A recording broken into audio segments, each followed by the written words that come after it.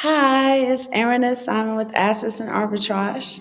I do have somewhat of a voice today, and my throat doesn't hurt, so we're going to attempt this. Yes, we are going to attempt this. We have a very interesting show for you today. So I hope you guys in the chat really chime in on this show. It's informative. It's some things to come. I don't know if you have read about it, but we will see. It should be interesting. But before we get started on this beautiful jump off to the Memorial Day weekend, Pause. so I hope everybody's getting ready. Y'all gonna be in the backyard barbecue. Is that how we do it? That's how we used to do it back and when I lived in America. But I don't know, things may have changed. But yeah, get ready for them backyard barbecues, man, and your uncle getting drunk off of Hennessy, all that stuff. You know how it's gonna go down, man. Somebody gonna have too much of that. What's that beer? That Beast Ice. Anytime you see that Beast Ice, it's gonna be a fight. But it's all family. We love everybody. Always stay Ooh, stacking your ounces, stacking your rewind. satoshis, and Rewind. what's that? We always tell them what Memorial Day means. Oh, I was gonna do that on the Monday show because Okay. it will be Gotcha, Memorial Day. gotcha. Yeah, so Monday will be the actual Memorial Day show. But I understand what you're saying. Mhm. This is the part of the Okay. for the parties and the barbecues and being with family and stuff like that. But then we're gonna go in on Monday what it actually means for everybody to get that federal holiday off and get that holiday pay and time and a half and get 3-day weekends and all that. We're gonna talk about what it really means. But yeah, so we're stacking our ounces, we're stacking our satoshis. We snatching up real estate. Apparently, that's what the people are telling me. So we're snatching up real estate. We're doing everything we can right now. As you see, the dollar being beat down, and I'm not going to belabor the point on the dollar getting beat down today. But I do have some other things that I will go over and reiterate because I caught some new information with some better figures and an entire report that I read this morning. And it was a very, very interesting report. And I think you guys should read it if given a chance. So yeah, we'll go a little bit over the report, not too much because it's kind of in depth. And I want to bore you to tears with some of the numbers and charts that they have, but we're going to get an overview of the report because the overview is very important. What else? Anything else? Oh, yes, indeed. While we are here, while we wait for people to get in the room, Aaron likes to wait for people to get in the room. So we have a little banter early on. We got some people in the room. Hello, family. I always like to say hello, family, personally. T. Willine, what's up? What's up, T. Willine? It's good to see you, man. As always. Hope that that you had a good day and you're gonna roll into a nice weekend. Uh, hope that for everyone. So while we're here, I got a couple people here. We got to go right in here, y'all. So I had to bring this back out. So we got this fine tequila. This is the SFIV tequila that we are working to get into production. It is very fine tequila, y'all.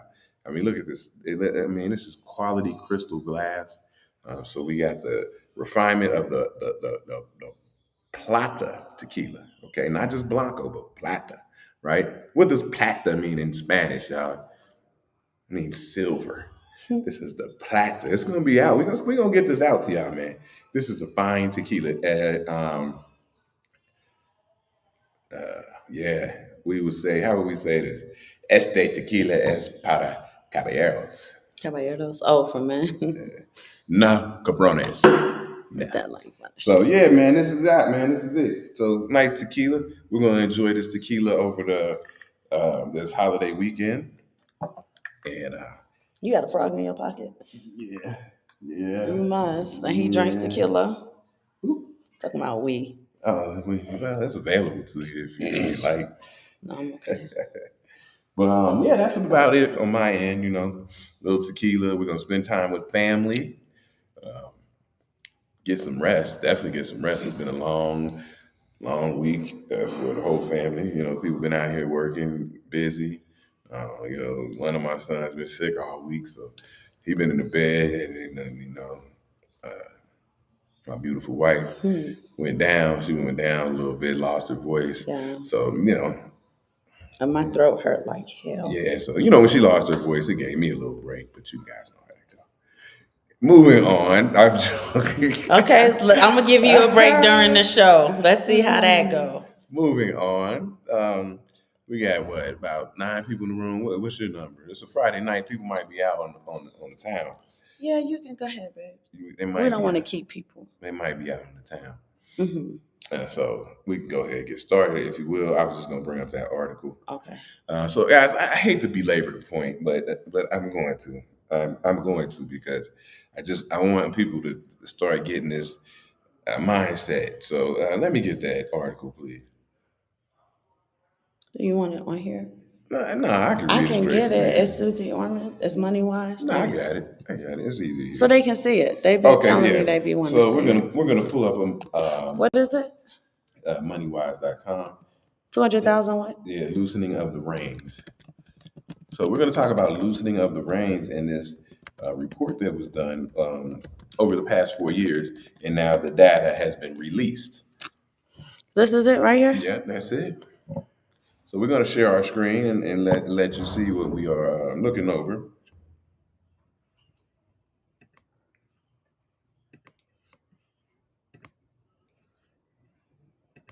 Here we go. Okay. All right, can you read? Yeah. Can you read it from a little close? So I'll read the title, since I can't actually read that. So this is called "Loosening Up of the Reins." Over a third of Americans earning $200,000 a year. Let's hit that number again. 200,000, not 100,000. $200,000 a year or more say they living paycheck to paycheck. That's crazy, and here's why. So while you might expect wealthy Americans to weather the cost of living crisis better than most, the data shows a staggering 36% of American consumers earning $200,000 or more say that they are living paycheck to paycheck. Nearly half, so 48% of those making over $100,000 a year, are on the same boat, according to reports from Payments, which provides data and insights and innovation in payments and the economy. It's not just the high prices of everyday items that are impacting higher earners. The fact that fewer high income earners, hold on, let me get this, that's covering everything. I guess I can't. The fact that fewer high income, I'm sorry, The fact that fewer high income consumers report that their incomes lost ground to inflation may be why they're loosening up the reins on their discretionary spending, even if wages are not keeping up for many. Furthermore, the report suggests high income earners may actually struggle more than other income brackets when it comes to managing their spending and living within their means. More money, more problems. We should play the beat in the background, right? That'd be cool. Millennials tend to have higher incomes. However, they're also likely to be living paycheck to paycheck. This generation is grappling with rising costs of living and housing costs, but also other expenses that make building a savings cushion more difficult. Can we stop right there? Yes. So they didn't say this yet, but maybe they will say it eventually in the article.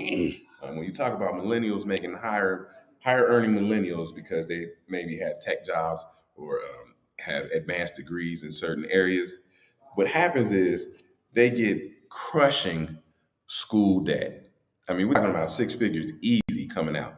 You 22, 24, you got your master's degree or something, and some kind of STEM-based degree, you already six figures deep in school loans coming right out. And even though you may command a high salary, your income to debt ratio, as soon as you step in the game, is already thrown off, right?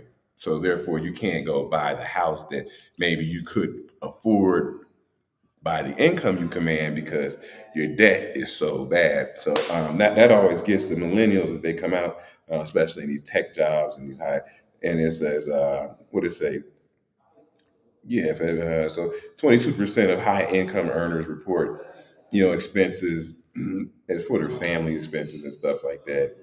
I ain't gonna beat you up with the payments report. PYMNTS report also finds high earned budget can be as inflexible as low earned simply because the former group tends to have more fixed expenses, right? Yeah, but we talked about education eating up So we can move. Yeah. There's also less pressure to save for emergencies. The problem may also stem from improper budgeting and lifestyle creep. Yeah. The report shows high earners are more likely to spend on things like clothing, fitness, and social activities.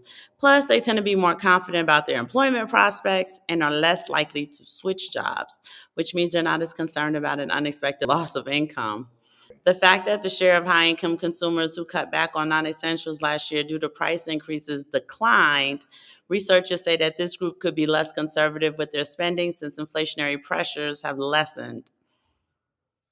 So, why is it so important to save? One of the biggest hurdles high income earners say is blocking them from consistent saving is unexpected expenses as well as one time or unusually large expenses. But having an emergency fund is key to preparing for these costs. We always talk to you guys about your emergency funds. Yeah. That's Susie Orman, so we're not going to talk about that. But that's an ad. That's it. That's the article. Yeah. And then so there's a report attached to the article if you go over at the beginning. There's the report attached to the article. Yeah. So Show me. so just scroll down a little bit. So as you guys are reading this article, This report. yeah. So if you click that, it's going to turn into a PDF file, and you know the report is very. Let me just make sure they can see this. Okay. Oh, You see Tom Billy. yep. They can't see Tom Billy. All right.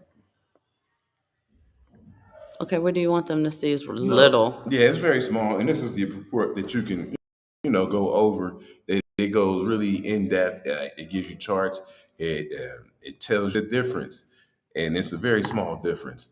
If you go down just a little bit, and if I come across, I don't know, but these are the findings that we went over. 48%. One thing is fixed expenses. High earners budgets they're inflexible as low earners they incur more fixed expenses. So, I don't know what that means. You said high earners Yeah. have more fixed expenses. Low Low earners. income earners have more flexible. Yeah. Okay. You just said it backwards, baby. Yeah, I'm sorry. No compromise. The reluctance to compromise on quality distinguishes top earners when coping with financial distress. So 28% of them earning more than $100,000 who cut down on retail product quality due to price increase, which means that over 80% of them are not willing to. 17%. And does that, I'm sorry, did I hear that right? Does that sound like people not wanting to cut down on their quality of life? Yes. They still have to buy nice things. Right. So nice we clothes. shop at Whole Foods. We will not shop at Publix or Kroger. That is beneath us. Yeah. You peasants. Yeah, so, We shop at Target. We do not go to Walmart, you peasants. Yeah, so That's very funny though. Sometimes you gotta have some flexibility. That's very funny. Let me see if I missed that chart. Go on. Sorry, y'all. It's a very small. These little charts? No, it's a bar chart. It's a bar chart. Yeah. I hope I'm not making anybody dizzy. Is it this one? No. It's not this one. That's a good chart, but I was looking for a specific chart. Okay, so this is data focused. That looked like the Scantron. Y'all remember that in high school? In the middle school? You had to have a number 2 pencil. Okay, I missed the chart. But it was a very interesting chart. It was a telling chart which basically said people who make $50,000 to $100,000, they spend almost as the people who make $100,000 to $150,000, right? 75% of people who make $50,000 are living check to check. 48% of people who make $100,000 or more are making 48% living check to check. So what you see there is all you're going to have is somebody has a little bit of a nicer car, a little bit of a bigger house, right? Maybe This some sounds nicer like clothes. a rhyme. Maybe some nicer clothes, maybe some nicer jewelry or whatever, a nicer watch. But when it's all said and done, living paycheck to paycheck, right? They waiting for their paycheck just like somebody making $50,000 waiting for their paycheck. I mean, that's what it gets down to. And so they just live in a better neighborhood and they got a shinier car. So, I just, because they had came in with this narrative about $100,000, 6-figure men. And 6-figure men, go find your 6-figure man. He paycheck to paycheck.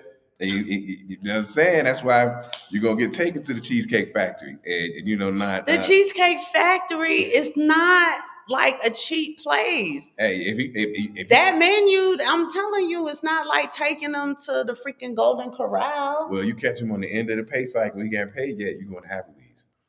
2 for $20. Do they still have that, y'all? Right, my baby 40. used to take me for 2 for $20. It's didn't probably bother 2 me for 40 at all. or something now, but yeah, it's quality time.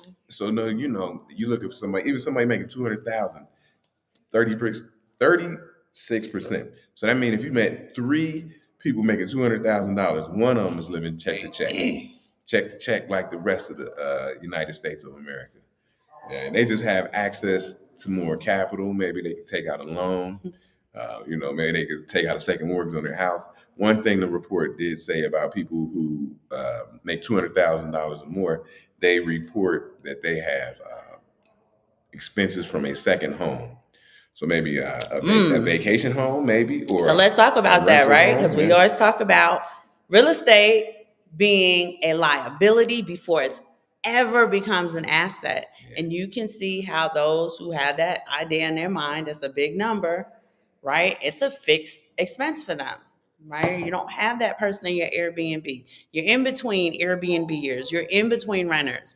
The last renter you had tore your house up. They had dogs, cats, lions, goldfish, right? They just tore your house completely up. You have to pay to bring your house back to value. Yeah, run that back.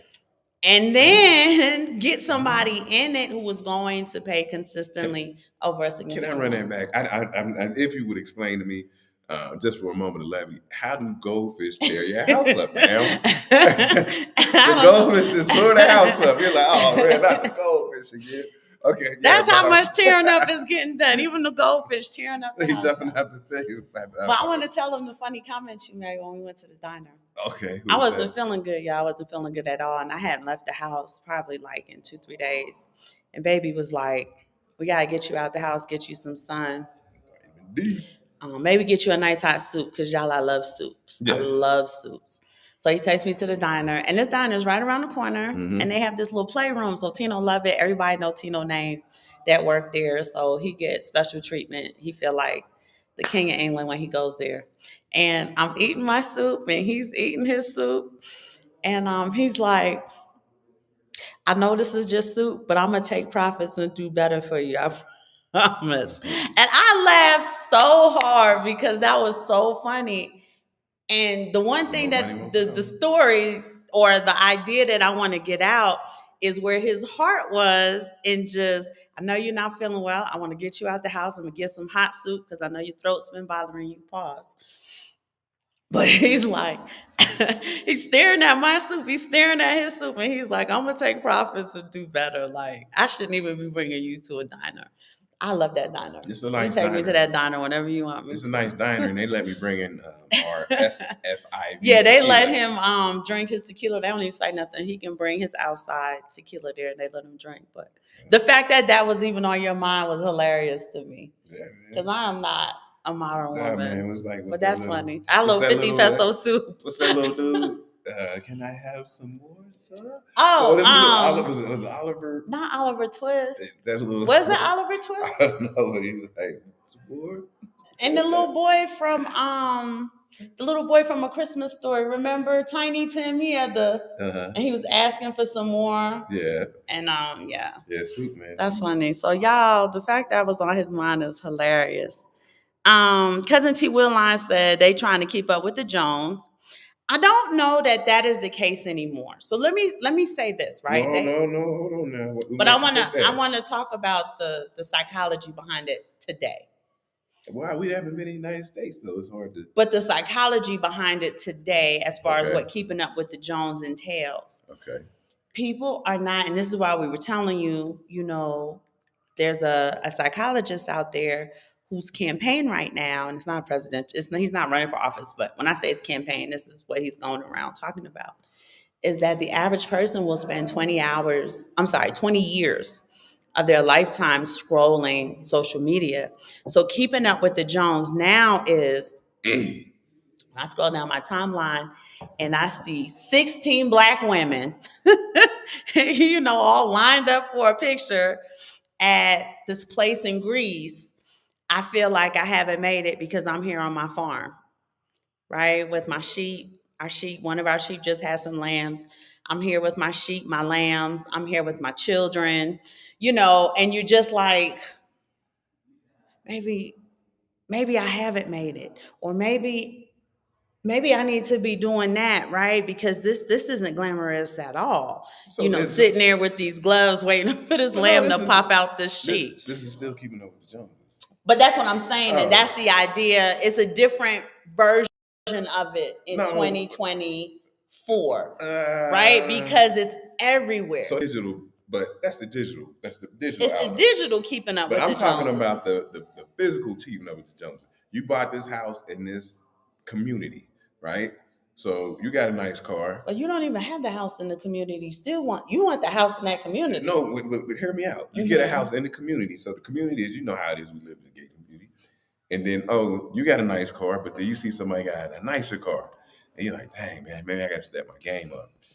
It could be simple stuff where, as men, we're going to go out and cut the lawn. You got a nice lawnmower, but somebody got this nice, riding lawnmower or, the ones you stand on.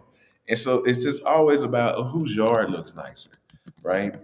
It's all this stuff where you say keeping up with the Joneses in a physical manner because if you're talking about somebody who is a little bit older as they make this money, they get up in their 40s and 50s. But if you're talking about millennials, I give you that for millennials. But people who hit their earning potential right around 45, 50, hit that stride, then you see that physical keeping up with Joneses. And then what kind of car did you buy your wife? What kind of car does your wife drive? And then your neighbor across the street, their car, what kind of car does their wife drive, right? And it just becomes that kind of keeping up with the Joneses. And let me ask you a real question, babe. Yeah. That keeping up with the Joneses, that affect. I know men have the penis measuring contest. Yeah. But I used to think that was only at work. No, it's everywhere. So your neighbors do that too? Well, we don't have neighbors, but ideally, they did it as well. They did it at Braidwood Trail. That's a nice car you have, or stuff like that. A young couple. They used to say and so that used to drive me crazy. You invite people over for something, a birthday party, something like that. They're looking around your house, seeing what kind of nice things you got, and just being nosy. And this is the keeping up with the Joneses. We're talking about you got a bigger TV. Oh no, I got the new curved TV. And so, come over my house. The liquid crystal. Yeah, come over my house and watch the game. So it becomes this kind of stuff. And this isn't like in a community, a physical community that you may live in, whether it's a community of homes or sometimes you have communities in like these high-end condominiums. But baby, right? I don't remember that when you was in the fire department. Oh yeah. It's because we lived at Woodburn. What could they say? I'm talking about the penthouse. Everybody wanted to know, hey, you guys. Oh, when we lived at Master Place with Sean. So it kind of rolls into once you start keeping up with the Joneses, we'll roll into pocket watching. And we did a classic show in pocket watching. It was a long time ago. We should run it back because that was like because we have a whole new squad of people. Yeah, so pocket watching is real. So yeah, keeping up with the Joneses turns into pocket watching, right? What do you do for a living? I'm this and so. Well, I work for this. I know this person, and you want to go golfing. I could call. It turns into stupid stuff, right? I can call the mayor. So yeah, but it's so you do that. It's so you having problems. And we got this new young guy who live here. He's black. He's got his Mexican girlfriend. They got their little baby, and he was talking about how when he be out and about, the police be like pulling up on him. And you were like, you need help? I call the police commissioner for you. Yeah. I take you up there so that they could do the. Yeah, you gotta stick together out here, man, because they'll try to run down and shake you down. So we gotta stick together. But before I get off this 2,000, and then we need to bring people too. I just like to ask questions because I've done the research. But in theory, in reality, what professions, outside of a very, what would you say, an entrepreneur or something like that? But what type of entrepreneur made $200,000? Clears $200,000. What jobs would somebody have to make 200 grand? Because I can name a whole bunch of jobs that you would think, oh, they don't make 200 grand. Okay, like I said, I've told this story before, and I'll tell it again. There's a PhD, a woman PhD. She worked for NASA. She was a scientist at NASA. She only made $90,000 a year and had to get a part-time job. Now her part-time job was at Tiffany's job. And Tiffany's in Houston. So she lived in Houston, which is but her school loans, cost of living. She was such a exactly the school loans high level of science. They crush you. They crush you. You would have thought she would have had like scholarships, right? And stuff. It was a minute. I think you could check me. I mean, I'm sure the prices go up. The director of the FBI makes about $180,000 a year. He's a director. He's the highest person in the FBI, highest rank you can get in a federal position. He makes 180,000. The mayor of New York makes a little bit over 200,000. Now I'm sure that comes with some little stuff under the table and all that because that's politics. That's how it goes. But if we're going straight by the numbers, that's what he makes. His salary, yes. That's his salary. We can go on and on because I had this list of salaries of what people make, right? And do you know what the mayor of Cincinnati made? Back then? Do you have an idea on what Mayor Mallory? He made like 160,000. So now, so Ray Justice, he's probably up to 200,000. He's not the mayor. $200,000 to be a mayor. So how hard is it to become the mayor? Just to make 200,000. A Midwestern and city. It's really just a stepping stone in their mind because they're trying to go up to higher levels of politics. Yes. But what I'm saying is, people wanting a six-figure man, they say, man, who make $200,000? It's like they got a job like that. CEOs, but you don't come across those people. I'm talking about jobs you can get. I came over to the 30 highest paying jobs in the United States by average. And the first job on there was Can we get that so they can see it? A pilot. Yeah, you type it up. A pilot was making $225,000 average. But tell average me. Is Yahoo Finance 30 highest paying jobs in the U.S. 30. Yeah, so people. When I say people, I'm not banging on women. They say I want a man to make $250,000. I say, well, what do you do for a living? Is this it? I said, what does he do for a living? And that's the thing, it is, some of it, the numbers, man, they leave the numbers alone because when you go into the data, the numbers really don't matter.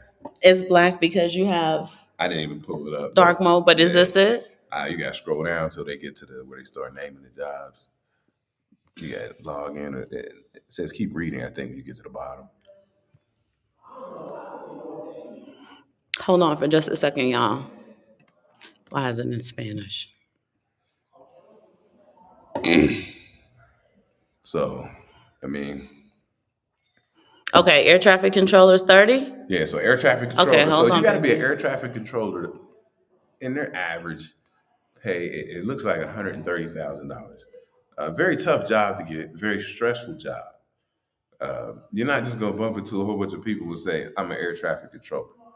Right? And we told you what 100,000 gets. So air traffic controller could literally be still going paycheck to paycheck while working one of the most stressful jobs that there is.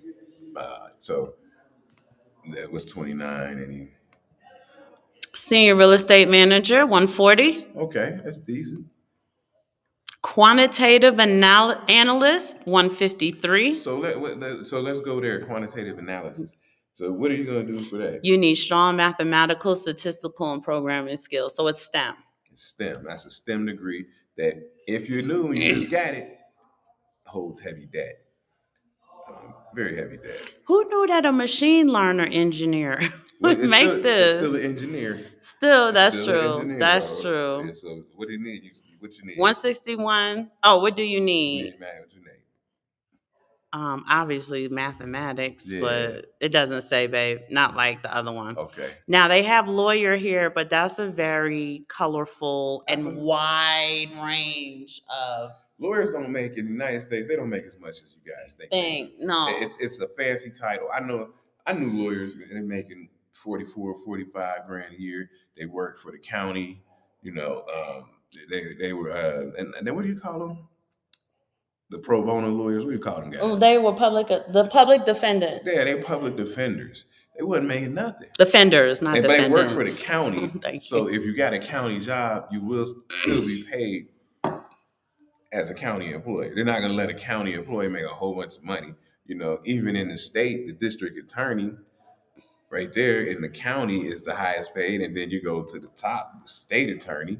But these are still government jobs, and they're not going to pay like not a whole bunch of money. It's good money, but what do you have to do to get to be the state attorney?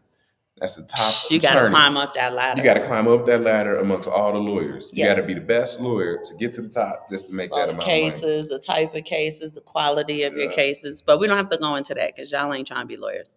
Enterprise Architecture Manager, $168,762 a year. Proficiency in enterprise architecture frameworks. Mm-hmm. Data modeling, system integration. I think T. Willine would have to kind of turn this into English for me. Yeah, I understand cloud computing, software development methodologies. That I understand. Mm-hmm. A dentist, but again, heavy debt, because you're a doctor. High suicide rate for some reason. Shout out to the Colonel. He is a dentist. Yes. Computer and Information Systems Manager. Now y'all talking my talk. Employment is expected to increase by 86,000 jobs. That's nice. That's nice. But all these high earning jobs come with a lot of schooling. Pediatrician, you're a doctor. A lot of schooling, a lot of debt. Did you know that Mississippi and Iowa are the highest paying states? That's good. That's crazy. With salaries averaging over $300,000. Nurse anesthetist, again, lots of school. Orthodontist, lots of school. Airline pilots, co-pilots, and flight engineers. Yep. This is what Simon had wanted to do, y'all. Yeah, and you have to be, I'm pretty sure, aeronautical engineer. Yes, my baby wanted to do shout out to Michael Saylor, who was going to be a pilot, but because he had a hole in his heart, I believe, he was not fit for duty, so he couldn't do it. So then he started his own company, became CEO, and he's a Michael Saylor we know today. And now he's a billionaire. Gastroenterologist, doctor. Family medicine, doctor. Chief executives. CEO. I don't know if you're talking my talk, but you never know where we can go with it, right? Yeah, you never know the business. Baby be having me like, you gonna be a CEO? I'm not. Be the CEO of your company, maybe, but I ain't trying to get there. A doctor, pathologist, doctors, but like doctors, right? In these little niche categories. Right. Mm-hmm. Neurologist, doctor, psychiatrist, doctor, ophthalmologist, doctor. And yeah, we're not gonna beat you over the head, but these are the people who make that type of money. And so it takes a lot of schooling, a lot of school debt. If you want to take on that debt, we know a doctor, no disrespect, a very good chiropractor. She's a chiropractor in Atlanta. With reaching 7-figure debt. And I love her with all my heart. She has over $1 million in school debt. Telling all her business. No, I mean, I didn't say her name, but that is, at her age, impossible to ever pay Now, off. she does have, what do you call them? She has high, like, VIP. The entertainers there in Atlanta go to her and stuff like that. So she got a lot of the entertainment crowd she can tap into. She still got figured that. So it's crazy. She told me that one day, and I said, "Are you serious? Like, how do you even pay that down?" She said, "You can't."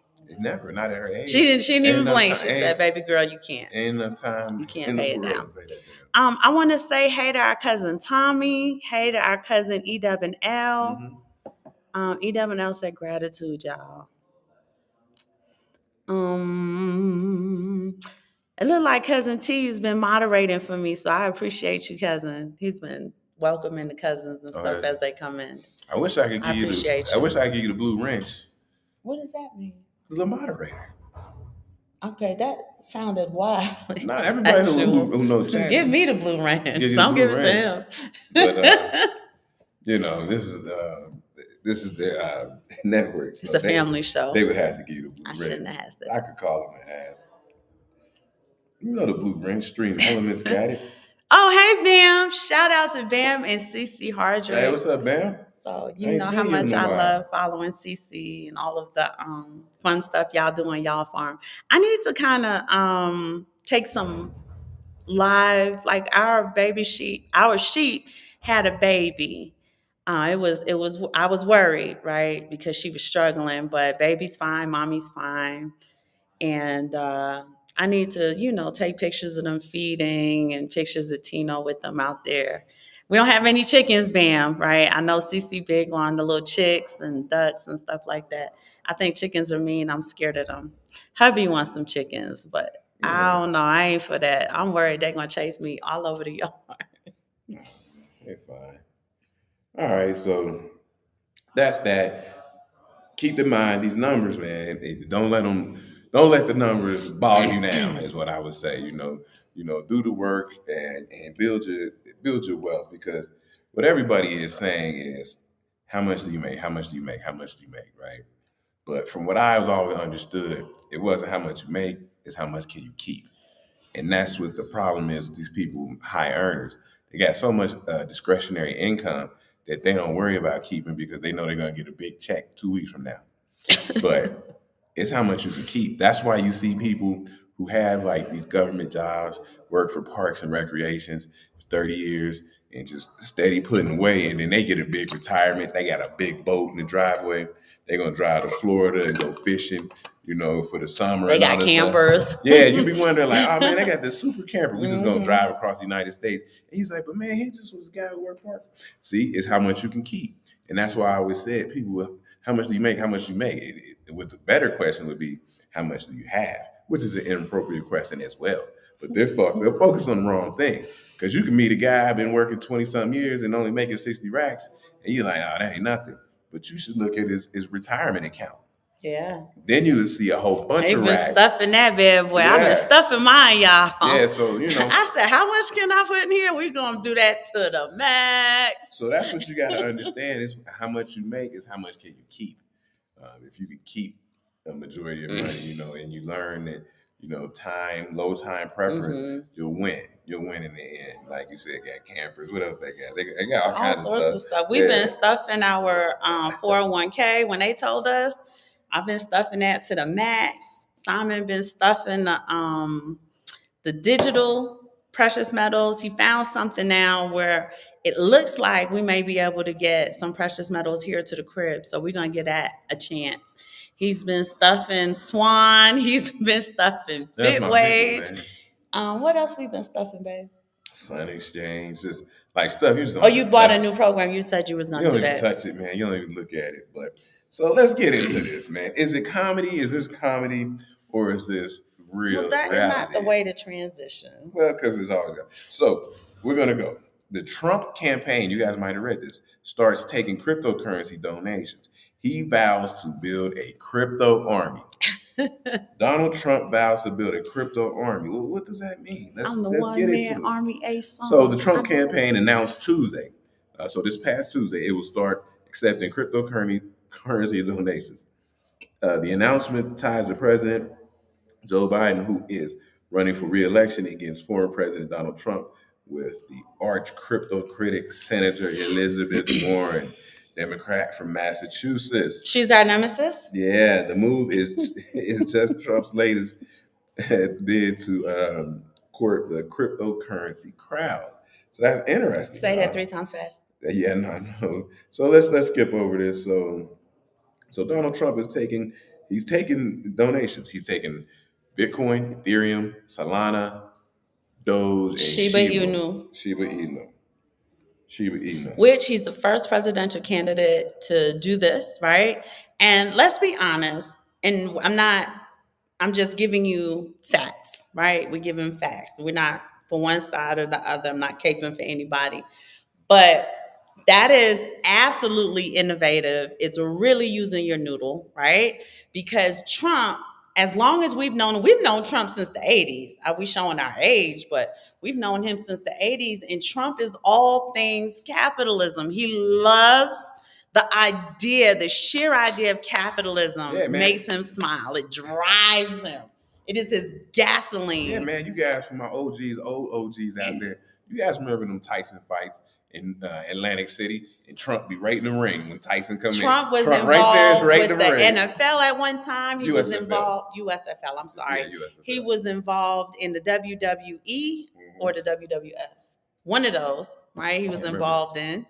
He's all things capitalism. If capitalism is involved in this thing, how can I make some money off of it? So the idea that him and his camp came up with, oh, y'all don't like the crypto crowd?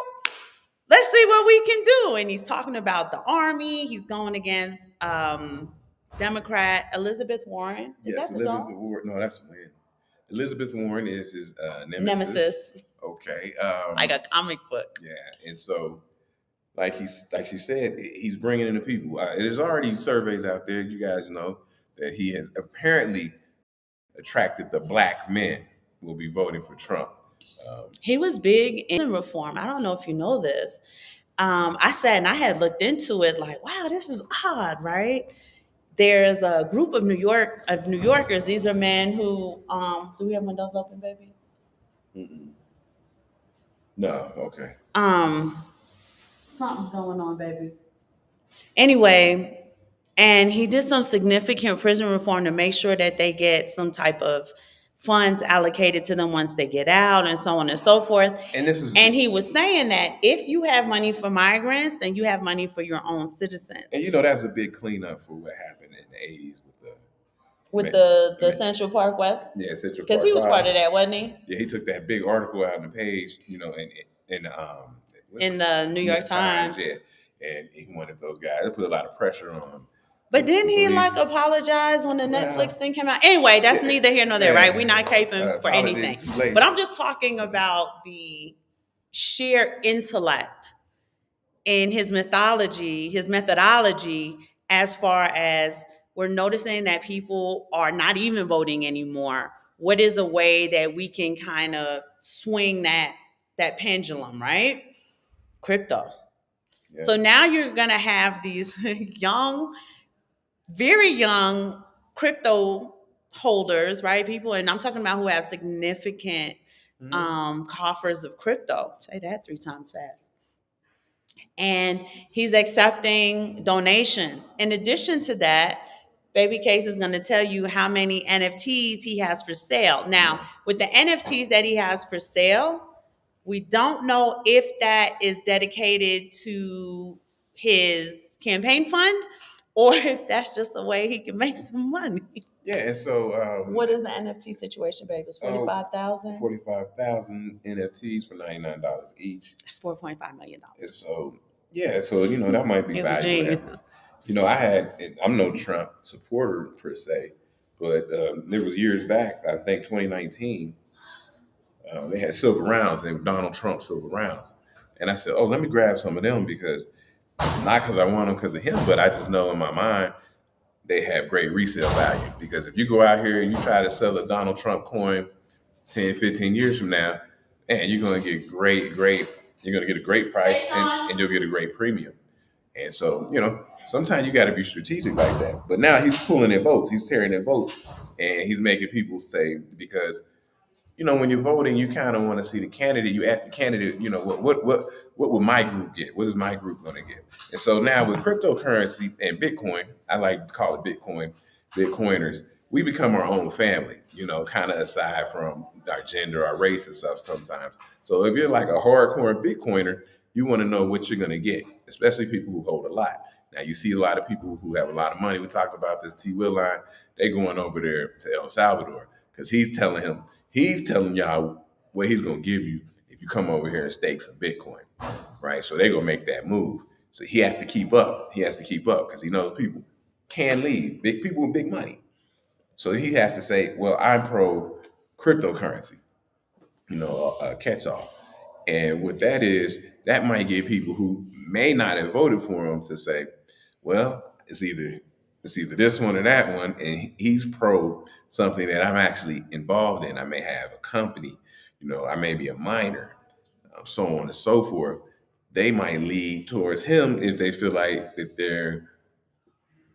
they will get something from it. And I just want to say one more thing before this. Senator Loomis of Wyoming echoes Trump and notes the plan they build a pro crypto army in Congress. So now she's going to try to start getting a crypto army in Congress. So what do we see here? We see it play gang theory. One person does it, so now somebody else has to do it. She is the senator of Wyoming. So you guys know Wyoming is the first. It was the first state in Crypto friendly state. yeah, there we go. Thank you for helping me there. And they have enacted over 30 initiatives since 2019. So it's crypto friendly. They want miners there.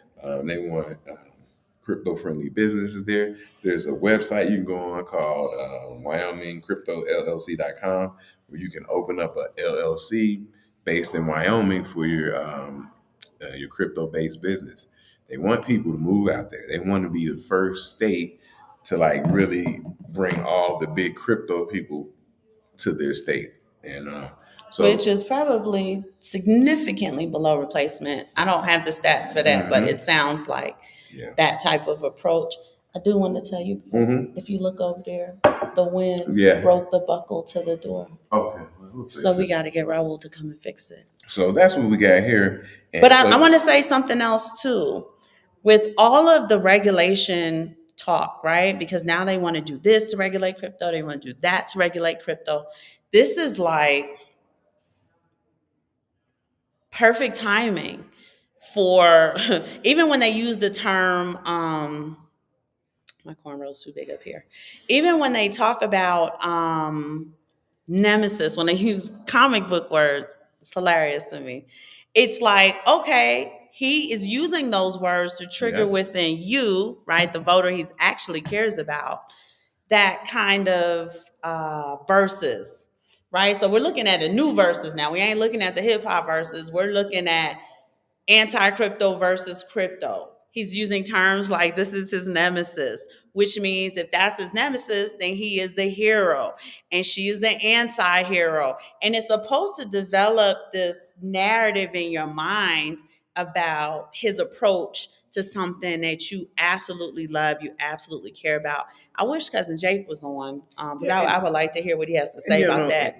And that his campaign also says, and I'm paraphrasing, but this is getting back to a more free, hands-off government when you support cryptocurrency and not the socialistic government that he says is in place now. So we talking about like Teddy Roosevelt government back when they were supposed to be here. They were trying to break up monopolies and stuff. Yeah. So I mean, that's what I'm saying. The wind is tearing out furniture. Good them. Sean. So with that, man, it's gonna make people think twice because you know you have a person like Tariq Nasheed who his thing is as far as voting, if you're not going to give us something tangible, then I will withhold my vote. And people will say, oh, you know, people died for the people to get the vote. You say, no, people died for freedom, not just dying for the right to vote. And he is right. If you sit down with somebody who wants your vote, you tell me why I should vote for you. Are you going to give me and my group something tangible, whatever your group may be that you're sitting at the table with?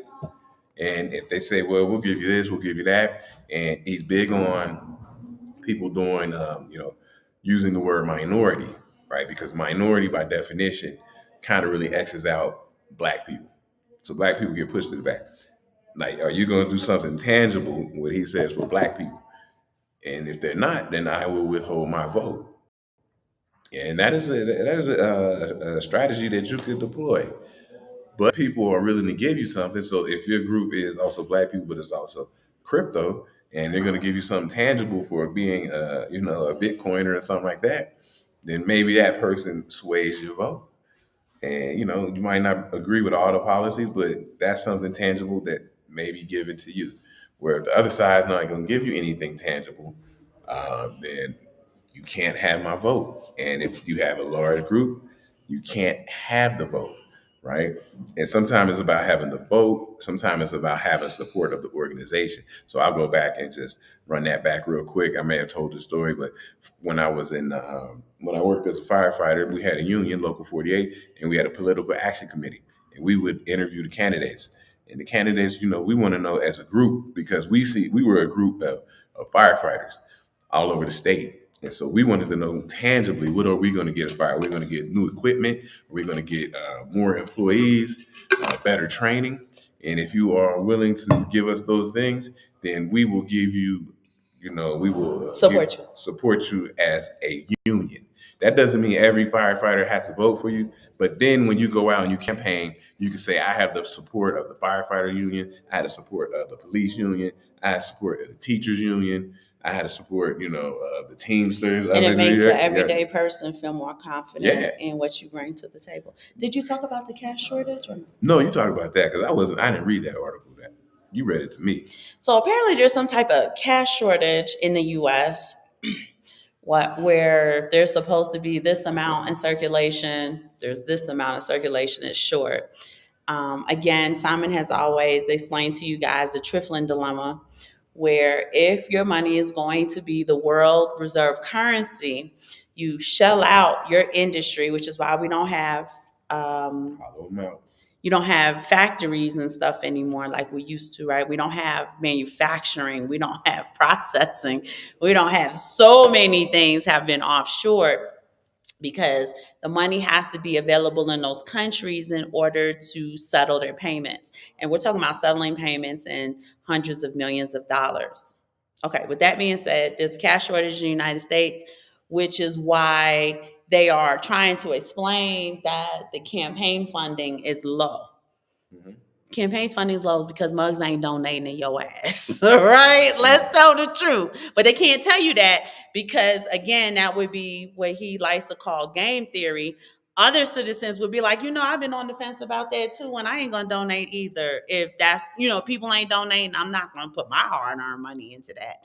So they try to spin it a different way and say, hey, there's a cash shortage, which doesn't make sense because most people would donate online, right? Like, we must be stupid. There's a cash shortage, and this is why when we add up campaign donations, they seem to be kind of low. So Trump even said to that, it's not low in the crypto world, right? It's easy for you to send your Bitcoin to my campaign wallet so I can get this work done for you. And that is another measure in which, one, to me, again, is brilliant, right? I know people try to make like Trump stupid. He's dramatic. He's a drama king, but he's not stupid. Based on his tweets and stuff. But just the idea of, hey, right? This is where crypto now comes into play, and it has a significant utility, and that's playing out for the American people. Yeah. If the cash is short, how easy is a wallet-to-wallet transaction?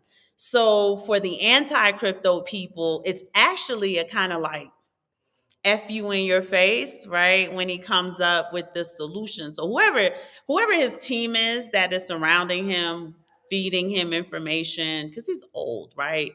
So I don't know that his finger's on the pulse like we think it is. It's got to be a team. It's a team. They are absolutely, fundamentally fantastic, and they know exactly what they're doing. Yeah, and they're going to take away the vote.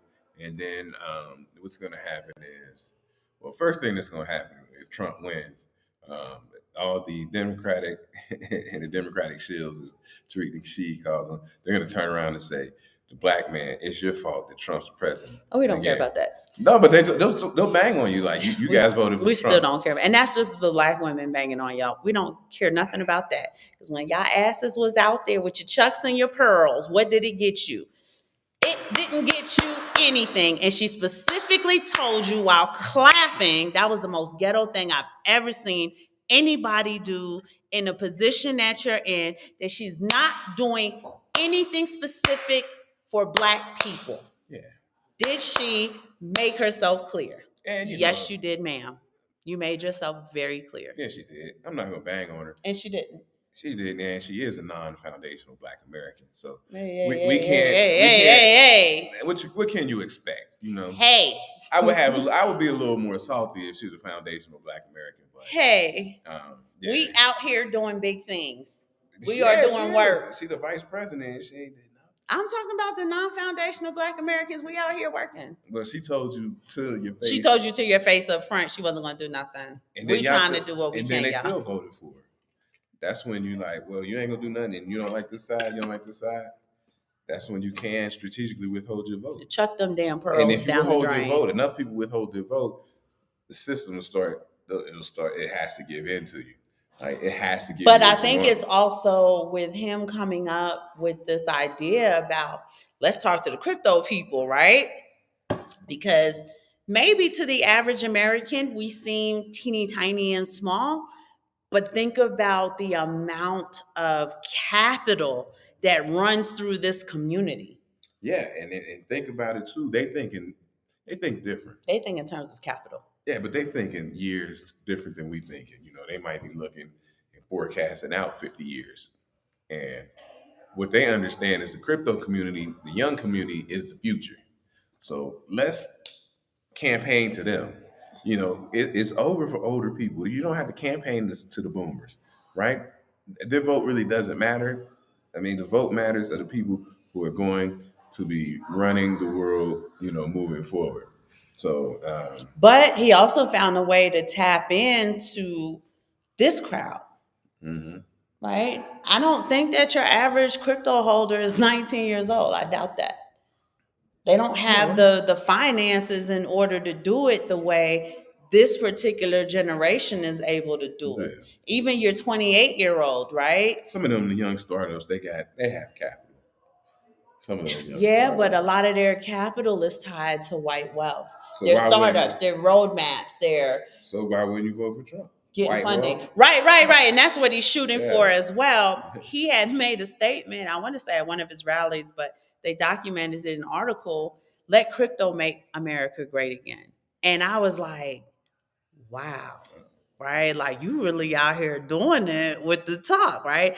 Now, is he gonna walk his talk? We have no idea. Generally, Get the hat. what I know, get the hat, let crypto make America great again. Generally, with the Trump, and when I don't want to say administration, I want to say generally in Trump's resume, when he finds a money making tool, he rides that mug out to the end. He rides it till the wheels fall off, till it's completely bankrupt. So I do believe that whatever ideas he has for crypto or whatever ideas his team is funneling to him, that he is going to kind of run with. Mm-hmm. But we're not hearing nothing from the chatters. Where my people at? What y'all think about that? We got the thing. I guess she put the link if you guys want to pop in. I've been put the link. Yeah, so pop T. in. Willline done got shy on me before he was popping in. Somebody pop in, man, and tell us what you think. You know, giving us his, but he might be at work. He might. And you be know, working. we're just reporting on things because people live in the United States. This isn't even anything that really. We got our own election. Yeah, here, we got our own which elections. is odd, right? I'm sitting and chat with y'all cousins. There's a Jewish woman running for Mexican presidency. In her family, she's blood of the soil because she was born here, right? But her family, they're not even Mexican. They're from Armenia. Where'd you say they're from? You told me the night that my daughter was here. I'm pretty sure it's Israel, but no. By way of her family is by way of that. Yeah, but I'm anyway, not important, right? She's from over there. She's Jewish. They were talking about, you know, how she straightens her hair in order to look more Mexican. This is very, very interesting as we sit and watch. I don't know who her. Oh, it would be AMLO. No, he can't run again. So who's she running against? I don't know. We don't even know who she's running against. And you know, this happens. That's interesting. That happened in for people who don't know, that happened in El Salvador, right? President Bukele was born in El Salvador, and his mother was Salvadorian, but his father had. That's different, though. She was El Salvador. She's from there. But his father is Palestinian. Okay. So that means, you know, to the people, sometimes they see it like he's not 100%. Got it, but he's 50. She's not at all. She's just blood of the soil. She was like, if we had a baby today, that baby by all means would be American, but blood of the soil, the baby would be categorized as Mexican, and neither one of your parents. Yeah, and you could go do things as a Mexican, but what I'm saying is, and the baby running for president. Yeah, what I'm saying is, it happens. You know, sometimes one of the parents, all you need is one of the parents. The baby born on the soil, it could be neither of the parents. That is, you know, that's why you can't. America is very strict about that. But I want to know, how do Mexicans feel about that, right? They're very homogenous. They can show. They're very territorial. They can show by voting. That's the only thing they can do. That's their They're last a line of very defense. national. When I say that, like that nationality is big for them. Not them. Everybody. When you leave the United States, nationality reigns. Is a yeah, nationality Nationality reigns. reigns, right? There's You know no what I'm melting saying? pot. There's no Nah, such there's thing no as melting. that. There's no melting pot. There's no black and Well, I brown done triggered him, y'all. coalition. So I wish whoever people say we got to do something for black and brown, it's really no coalition. You might be able to do something in a small community and get the black and brown together, but get out here in this world, ain't no black and brown love at all, We're at at home. all. You're safe And here. so what I'm saying is it's about nationality once you leave the world, because you see Mexicans will mistreat people from El Salvador as they come up, and they say, "Man, y'all damn near look the same." They mistreat anybody who. But no, there's like a status. Hispanic. It's like a hierarchy. Like Mexicans feel better than El Salvadorans and Hondurans and stuff like that, and Nicaraguans. Yeah. Oh yeah. I remember when we lived in Venezuelans. I remember when we lived in Costa Rica, man. They treated the Nicaraguans bad. The Ticos treated them bad? Yeah, if you was from Nicaragua, they treated you bad. Oh, I didn't know. They gave you like a 30-day visa, and they wanted you out, and they said you caused crime. They had them, they had them all. Like they didn't like them. Like, it's like you guys are problematic, and it's the next border over, and so they crossing the border in the place, and it's about nationality. I hate to say it, but was it true? Hey, I don't know any rich Nicaraguans. Oh God! So I don't know anybody from Nicaragua. Yeah, I met. I grew up in New York. I ain't never met no Nicaraguan. I met a few in the military. No, Costa Rica. Castle's Nicaraguan, but it's about nationality. These guys stand up, man. Go watch a soccer match, and it'd be like Colombia versus Bolivia. Man, it's real. It's real out there. They be ready to kill each other. People tearing up stuff, man. It's real. It's about nationality once you leave the borders of the United States. That's why I say, when you leave the borders, you're a United States citizen. There was a clip of Floyd Mayweather, and I don't know what context because it was like a 1-minute clip, but he was telling people, he said, "I'm not an African American. I'm just an American."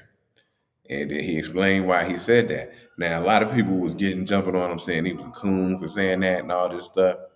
But he was right, because once you leave these borders, you are identified as a United States citizen. There is no color delineation on your passport pages. So they had to treat you as that citizen. And if you read, there's laws and regulations to each passport. So if you go to Mexico, you're a United States citizen, you are afforded a 180-day visa. Boom, stamp, let's go. I want to tell y'all a funny story. Hold on, I ain't finished. Oh, sorry, baby. And then if you from, I don't know, Poland, you get a different type of visa. You are a citizen of Poland. Boom. That's why they rank the visas, because a big thing in the visa ranking is visa-free travel. You could just show up and get a stamp. You don't have to go somewhere, apply for it beforehand, and then you go. Visa-free travel makes your passport rank higher. So you are an American citizen. In the United States, though, the melting pot, they want to separate, African Americans. He wasn't wrong by saying he's an American. And they said that was a cool. I said, no, he's American. He's an American, just like you're an American. It's like, and that's where the FDA fight comes in. It's about lineage. It's about lineage. Reparations, but understanding your lineage and understanding that no matter how bad this country treated you, when I say this country, I mean United States of America, it's still the country that you were born in. And so that means that you are an American. You're still blood of the soil. Blood of the soil. You can run for president.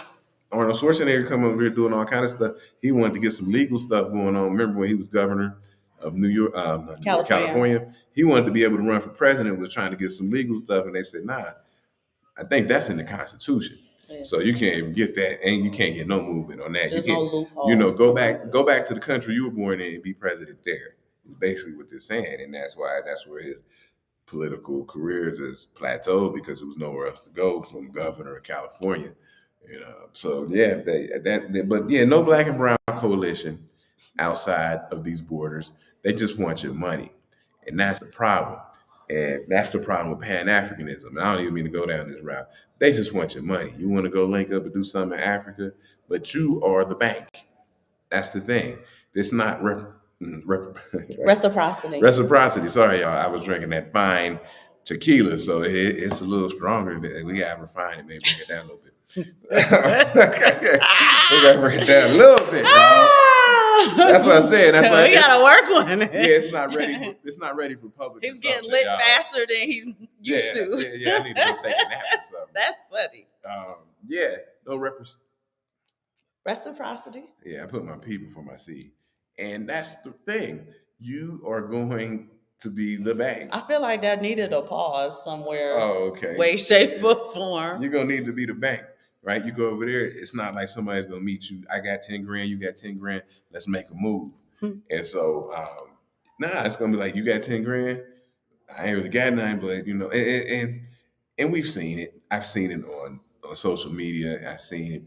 People get worn out by Pan Africanism. It wears them down because you want to give and give and give. You try to start something. Say, hey man, we could start up a little school. We could do something. It's all your money. Hey, put your money in our bank, and it just gets ridiculous. And people get beat, they get burned, and they lose confidence in it. And that's just what it is. We are in the United States the most what do you say? The most wealthy, melanated people in the world. In the world, you can't find a wealthier, melanated group of people anywhere in the world. So we will be the bank, and they got some kind of ire towards us because it's as if we were lucky that we were born in the United States, and unfortunately, you were born in Cameroon or something, or somewhere crazy. You was born in Nicaragua or Dominican Republic, and it's as if we're lucky to be born where we were born, as if we had a say in it, right? But we still do what we do, and they try to say we're lazy. You hear a lot of hate. I ain't trying to bang on the Africans, man, but I've never had good relations with Africans, and I can't speak for a whole continent, but. No, we got some good friends. Yeah, we got some friends over in countries. And we got Stack. Yeah, but we got some friends in other countries who they're not being received well. Yes. Oh, yes. And in Tanzania. Yeah, and that was a place I always thought was a viable place to go, because of cost of living. They do not want you over there. I'm going to tell you that right now. I know we see these great, I just posted one too, and I said travel with intention, but it was Tanzania. They don't want you there. Mm-hmm. And they don't make no bones about not wanting you there. Like, go back home. Yes. Where at least the Mexicans welcome you because they're welcoming your wallet. But funny story, we're going to add some levity to your rant. You good? Oh, yeah. You were wildly triggered. Yeah, so, baby take us, this is last week. Baby took us to this place called the Chicken Shops. Fried chicken, so good. We sitting outside. And this girl, she's just walking around. She's a teenager, right? She's walking around. So she walked past us, and then she kind of like doubled back. And she was like, hey. And I wanted to be like, who the F are you talking to? I'm a grown-ass woman. Say good afternoon, right? I didn't want to get into I'm not one of your little friends. So we just said, hey. She said, I'm American. And we were like. I said, no, you're not. That's okay. The first thing I said. No, he did say that. And I just kind of like, rubbed his knee because he was about to get triggered again. So I said, okay, that's great. Like, where are you from? She's from California. She does speak native English. She's asking where we're from. At the end of all of that, she was like, so can you like give me, how much pesos? 6. Can you give me 6 pesos? Because I don't have enough money for the cab. And Simon said out loud, y'all, he was like, figures, right? Like, I knew you was going to ask us for something. Mm-hmm. I gave her the money, though. She's somebody's child, right? My child, though, would never go, hey, to a bunch of grown-ups. That's one. And 2, I don't think he would ask anybody for money. He would just hoof it home. He would walk home. Then I had to see. She said she was from LA, and I said, "Oh." Mm-hmm. But he said he just kept pinching me under the table, like she about to ask for some money. She about to ask for some money, and she was like, "So, like, now that we're done all the small talk, I need some money, and can you give it to me?" Is basically what it all boiled down to. I laughed so hard when he said out loud. He was like, "Figures." She wasn't even fazed by that comment because she was laser focused on me because she knew I was going to give it to her. And I went with my little wallet and I gave her a 20. And I said, I told Simon, this is somebody's child. Let her get home safe. Yeah. I asked her if she rode with the gangsters in LA. She was like, "No, of course not."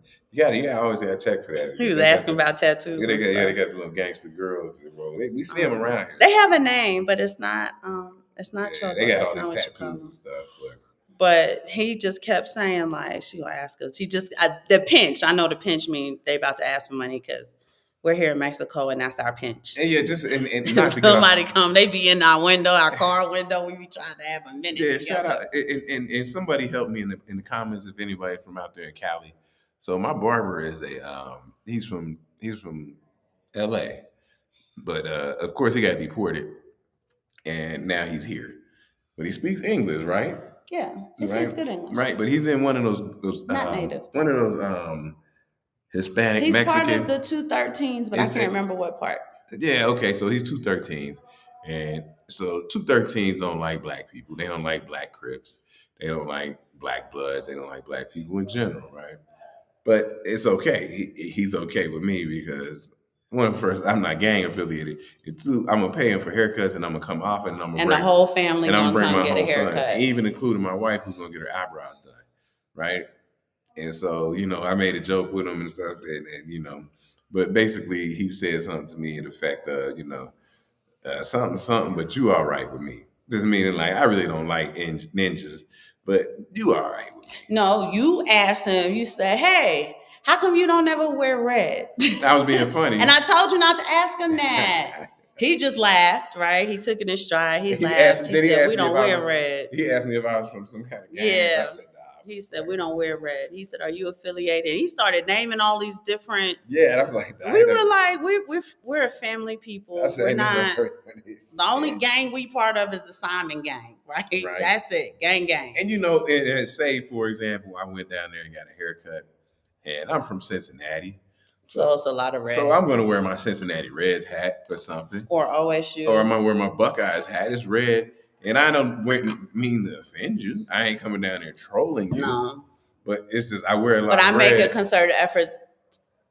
You going to get your hair cut? Do not put on anything red, right? You have a lot of clothes, right? Don't do it. And they got the big mural of Nipsey Hussle. I need to get that picture so they can see it. Yeah, they got a big picture of Nip, a big mural. Of Nip. A Nip where you sit.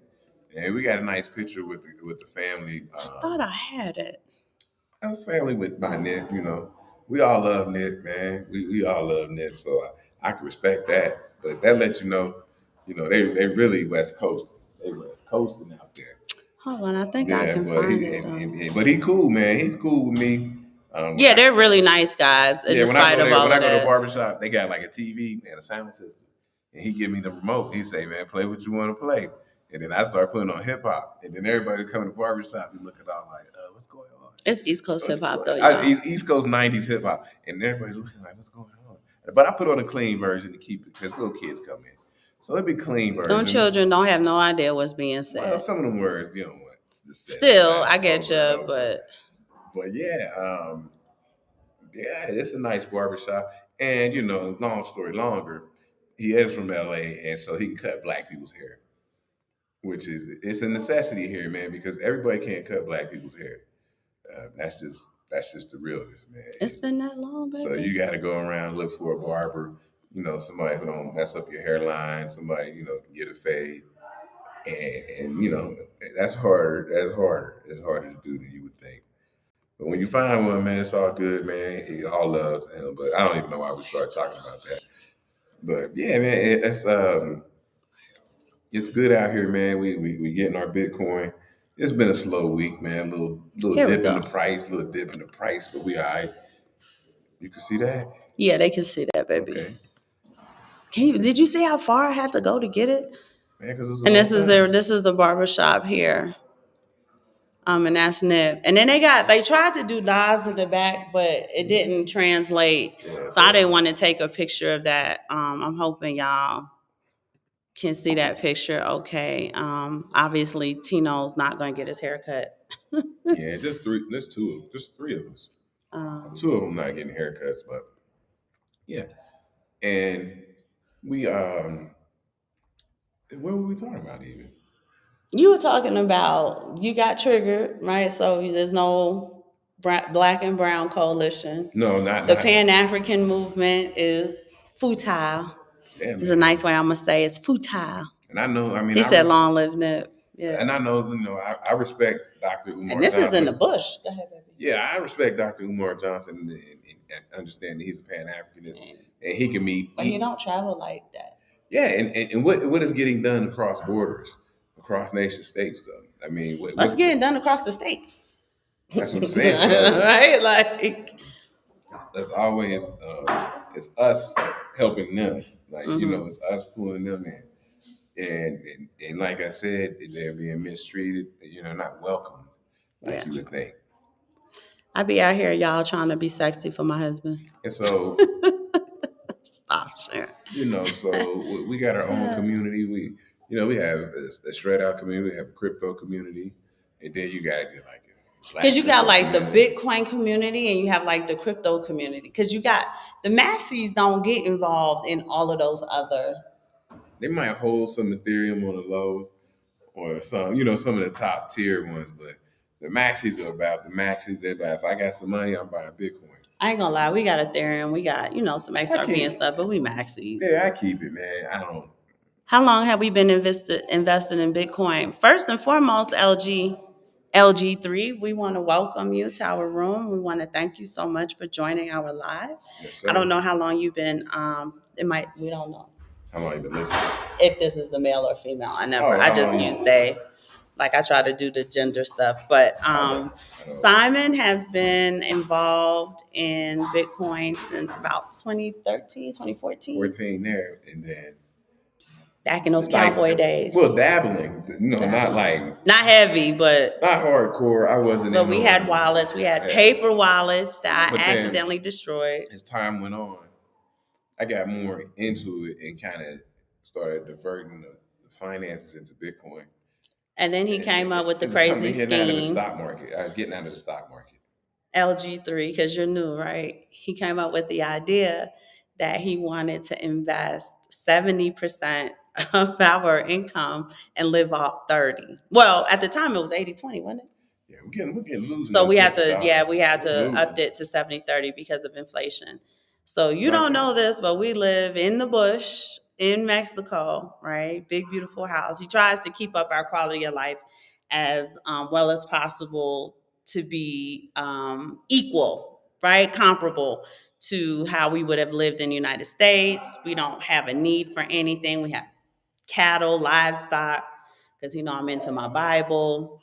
The boys don't want for anything. We have 4 sons. So that's how Bitcoin maxi he is. He's like, I want all the money to go there. And let me say this, and this helps a lot if people can work towards this. We are debt free. Absolutely debt free. Not a credit card, not a student loan, not I don't owe the icy lady. Yeah, we don't owe nobody no money, I mean, like I said, no car notes. Both our educations are paid by the United States Air Force. United States Air Force and the United States Army. Thank you for that. The Army didn't pay for nothing for me, so I ain't shouting y'all Well, out. Thank you for that, and I appreciate that. And so no debt, no college student loan debt, which is really, like we talked about earlier, is a crushing killer for millennials. But it requires a lot of discipline. It does. I get 2 Amazon purchases a month. I've used up 1. Too many. Right? I used up 1. And then now if I get 2 per month, does that mean in June, since I only use 1 in May, I get 3? Or is use or lose? Use or lose. Y'all see what I got to deal with? I didn't get in. Y'all be talking about y'all want these high value men. That's what you got to deal with. I didn't get in. It's use or lose. What did I get? Use or lose, baby. I'm okay with that though. I didn't get anything. I'm okay. I bought a productivity tool. Oh, did you? Yeah. Today? A planner. No, when you told me I could. When was that? Earlier in the month. I did get 2 because I bought this hair. Yet? Not yet. It'll be here on Tuesday. I get 1. You get me. I don't get. If I'm productive, right? Then that's. I don't get the black one. You said you didn't want the budget one, babes. You should just order it anyway.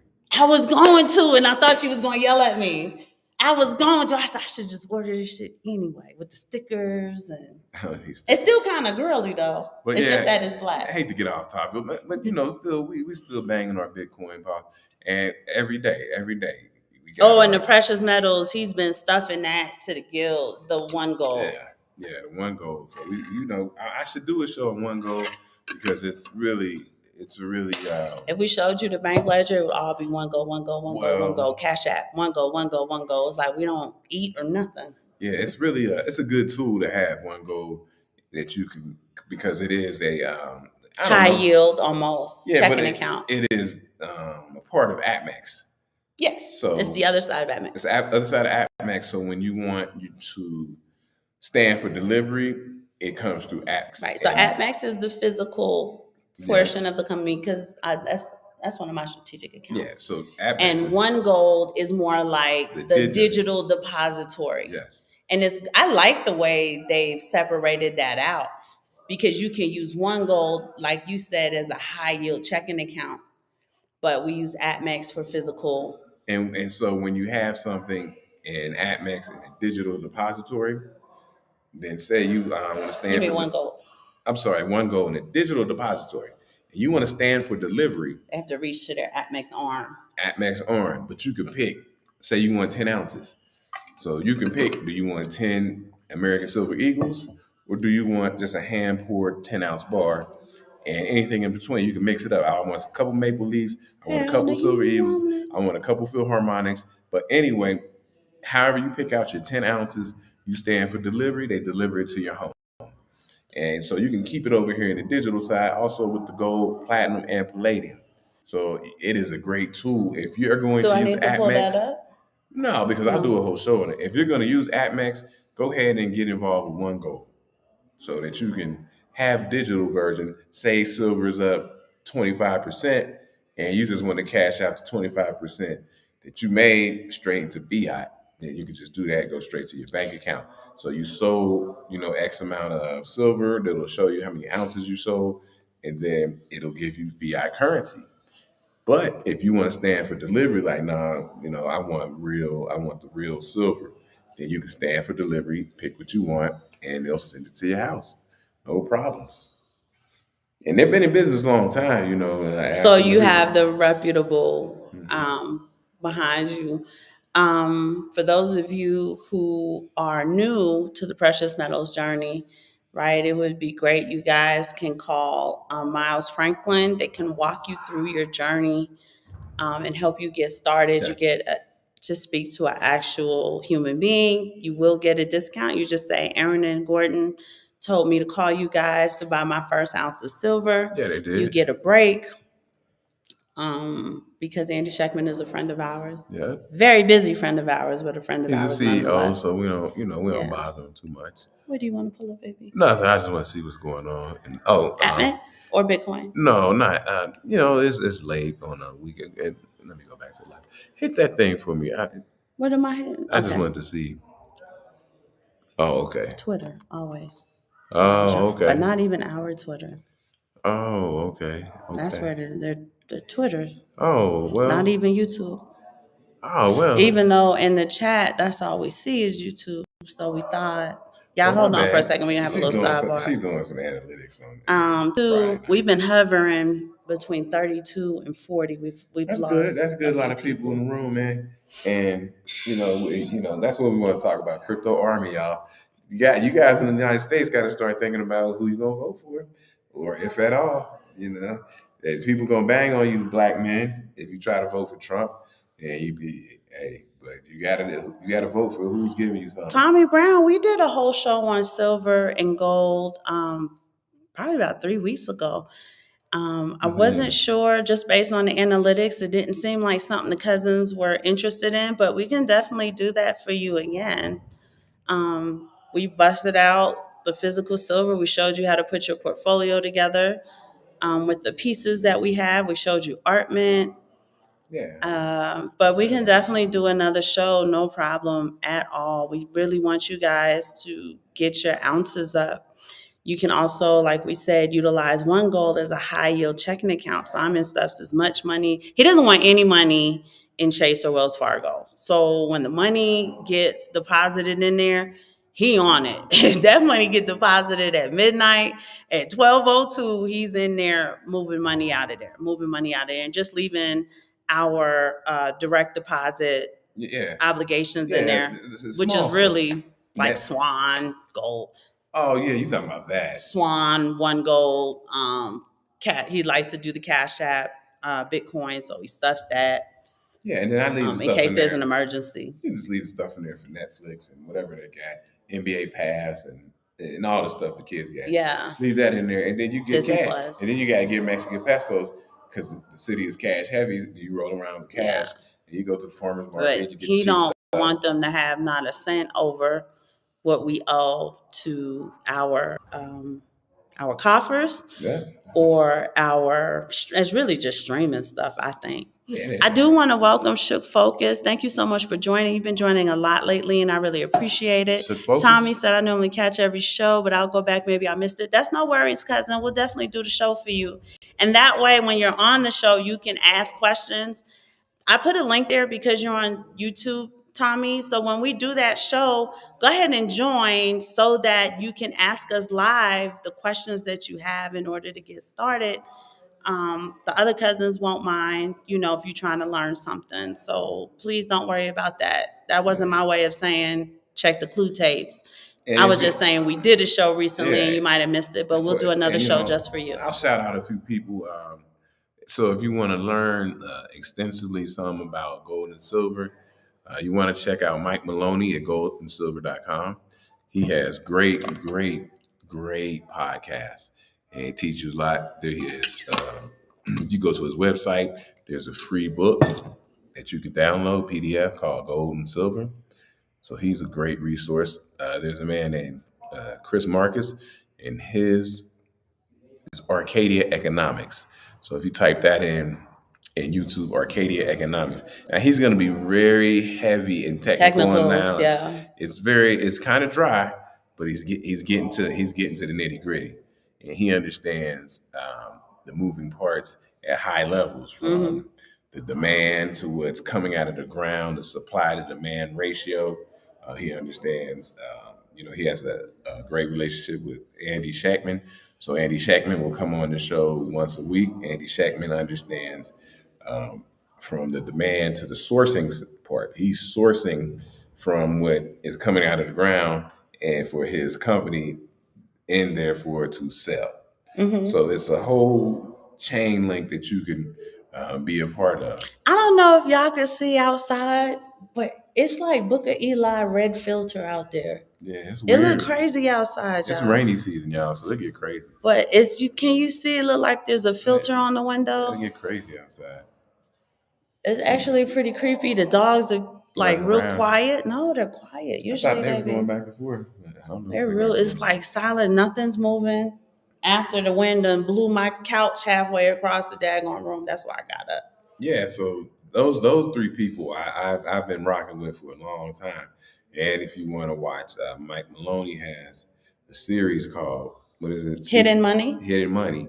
And he really breaks down what money is. Let me see if I can put that in there for y'all. A lot of people don't know what money is by. The YouTubers can get it. Yeah. So people think that fiat currency is money, and most people do. But it doesn't hold a store value, and that's why it's not categorized as money. But it does, the other thing is, it's portable, it's durable, it's universally recognizable, it's fungible, things like that. Divisible. It's divisible. So these are the things that make fiat currency work, but it's not the store of value because any fiat currency, if you look in the history, they all return to their value, which is zero. The US dollar is down 98.5%. Yes. Lost 98.5% of its value, y'all. And you guys know this. And it's only 1.5% left.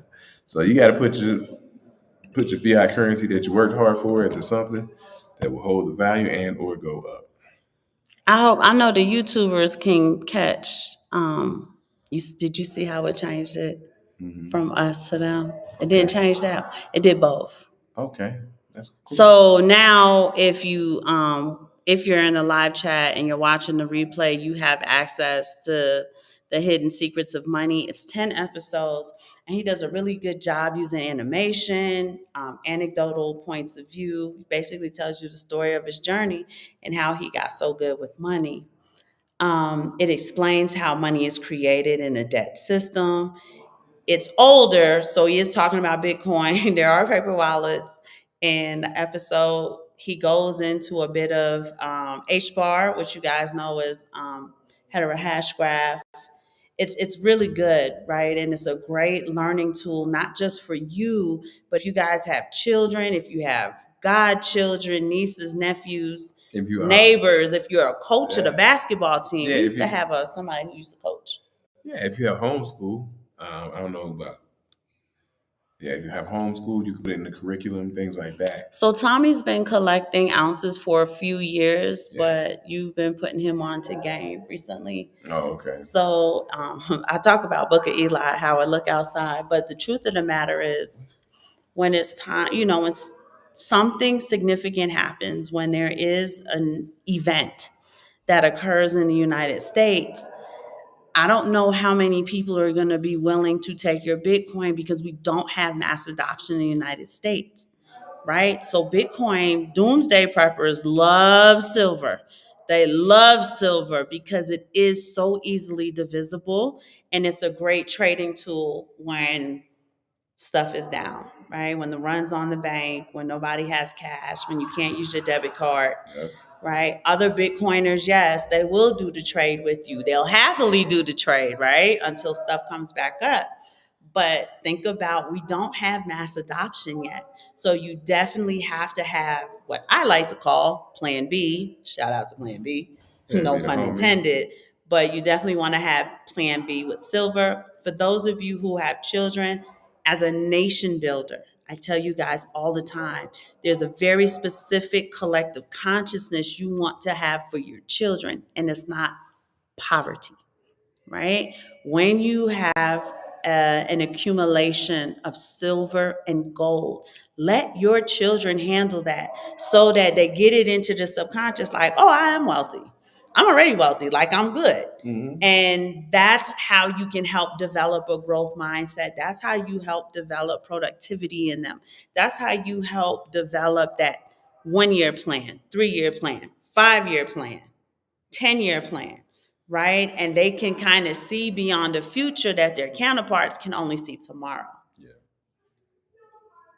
So having physical precious metals, it's not only good for them, it's good for you, Mm-hmm. right? You don't feel like you have a lack. You feel like you have a lack, go bust out your precious metals. Yeah, and it's easy to do. And I tell people, 1 ounce a week, and you'll have 52 ounces in a year. You'll have 520 ounces in 10 years, Right. and so on and so forth. It's And that's easy. just doing it once a week. That's just once a week in 1 ounce. If you got more, you could do more. I want to say there's a different Tony. I think Tony Blunt. No, we have a cousin who he went from weekly to daily. Mm. Yeah. I want to say it's a Tommy though. Well, anyway, yeah, he changed it So up. shout out to him because to me that's a huge graduation. And you need to get these things, and you can get them in small increments in time. Low time preference, you'll have them. You'll stack them up, stack, stack, stack, and it is important. Dollar cost averages stuff so that it can stack up without you even thinking about it. And that's one of the good things about the places we named. She named Swan, other places. You could do dollar cost averaging on one gold, and you go over there and just say how many ounces do you want them to take a week, and they'll take it. And it could be half an ounce. It don't have to be nothing. It could be a whole ounce. It's a Tommy. He said it's good for bartering, which is Definitely good for what bartering. we were talking about. Mm-hmm. And that's why when you barter, having some of those ASEs and things are easily recognizable. Right? There's all kind of rounds you could get. When you go around, you travel or order stuff online. But the ASC, you order Canadian, you break these out. Philharmonics, everybody know. Okay, that's a Philharmonic. You got the Buffalo rounds, which is a tier lower. I believe And we'll definitely do a the show, Tommy, libertarians and are we'll show terrible. you all of that. We'll show you all of the integral aspects to your silver portfolio. Our gold portfolio, we just whatever we can get in gold because it's so expensive. Yeah, and I ain't. it has something to do with the silver to gold ratio. So Yeah. anytime the ratio is a certain number, So we just you have a just whole buy bunch of silver, buy gold silver, buy rounds, silver, buy right? silver. We don't have no gold kilo bar, nothing like that. Yeah, We got the silver kilo bars. Yeah, just buy silver until the gold to silver ratio breaks back down to about 40. Yeah. But But we only have gold rounds. Yeah, you can type that in right in your browser, gold to silver ratio, and it'll pull it up, tell you what it is. And until it gets to 40-1, keep buying silver.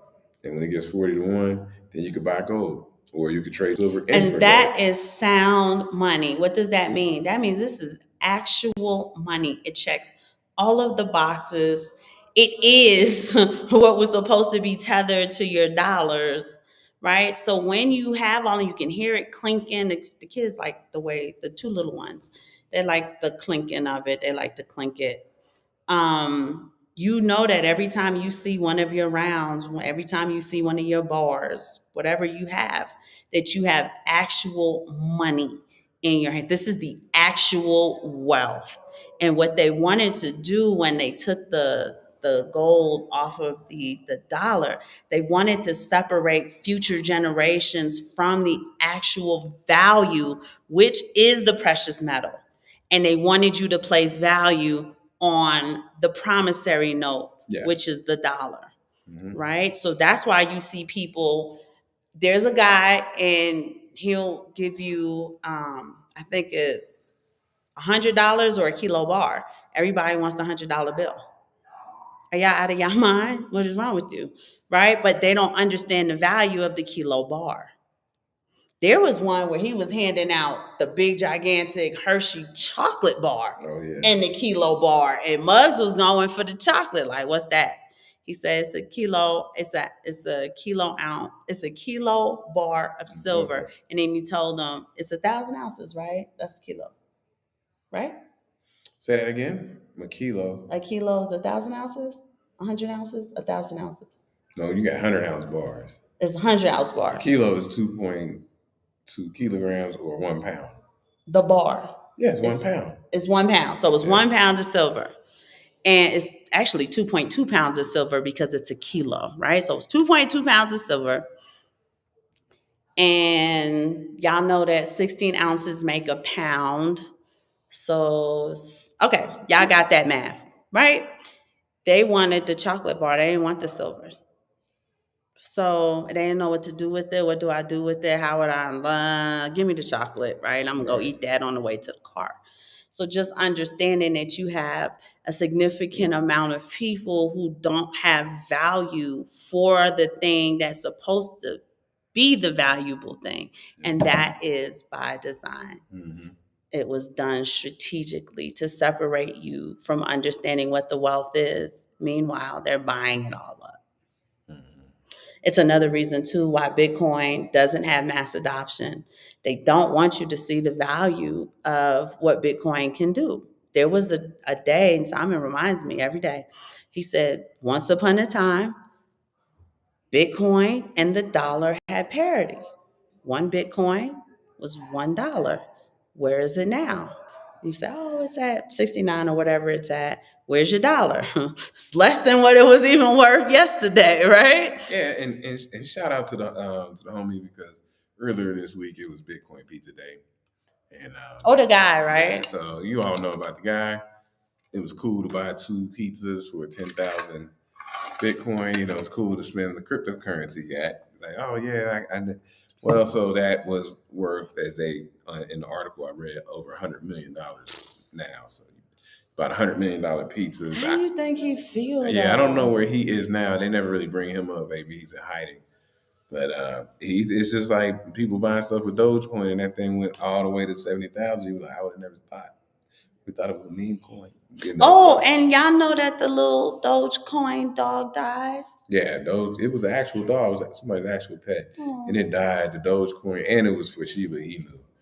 That was somebody's doggy. Somebody goofy doggy. My dogs are goofy as hell. I would be so sad if they died. Yeah, so Yeah, that's about all that's going on a Friday night, man. I know y'all got to hit the club and stuff. Something. We got to do something, right? It's Friday night. I'm going upstairs. I'm probably going to go to bed. We keeping y'all late because I'm over here winking at them like we're 2 hours we behind. ain't old. Oh yeah, 9:35. I'm gonna go upstairs and watch some YouTube videos. And when I say YouTube videos, they're informative. I'm always trying to learn something new and sharpen my sword. So I'll be up there until I fall asleep. And ain't nothing else. The kids done settled in. They settled in up in their rooms doing what they do. We just down here, right? Mm-hmm. Two old folks doing nothing. But it was good to talk to y'all. You got any parting shots? No, I don't. We love y'all. I think Let Freedom Ring was in here, and I couldn't remember if I greeted you, cousin. Yeah, We always want to reach out and greet you. You were our first and longest supporter. So we appreciate you so much. We appreciate all the other cousins coming. Tommy, we got your show for you hopefully next week, Wednesday. We'll put that together. May have a guest though lined up. I have to double check For the calendar. Wednesday? Yeah, I think maybe. Oh no, we do. We got BK Crypto in their squad on Wednesday. We got think they Memorial Show Monday, so it's probably going to be Friday show. So thank you for reminding me, Yeah. because the squad is going to be on here. Y'all cousin BK Crypto, they physically do. They hit the streets, right? They're like the street team for Bitcoin in Brooklyn. So I definitely, Simon and I definitely want to bring them on so that you can hear what they're doing, you can hear what they've done, and we absolutely have to support that. And we got to applaud them because they are like physically hitting the ground. They're not doing this virtual like we do it. Mm-hmm. So we want to have them on Wednesday at 7. So please catch that show so you can support your cousin BK Crypto and his squad. And see B be on here. He's part of that squad. I don't think the young ladies have ever hopped into the chat, but they do watch the show. They're longtime watchers of the show. So yeah, that's it. It's Friday night. We've had y'all too long, right? It's the 1 hour, 41 minute mark. We have 36 people in the room. We love y'all so much. We appreciate y'all. You guys are a core group for us. And while we would like to extend our reach, we have no idea how. Let's just be honest. We have no idea how to catch the attention of people who, one, don't want to implement the discipline in their life to up level, and two, don't understand or want to be bothered with trying to understand Bitcoin. Yeah. So if you guys have ideas on how we could extend our reach, we would appreciate it. Yes. We love y'all so much, and Mamba out.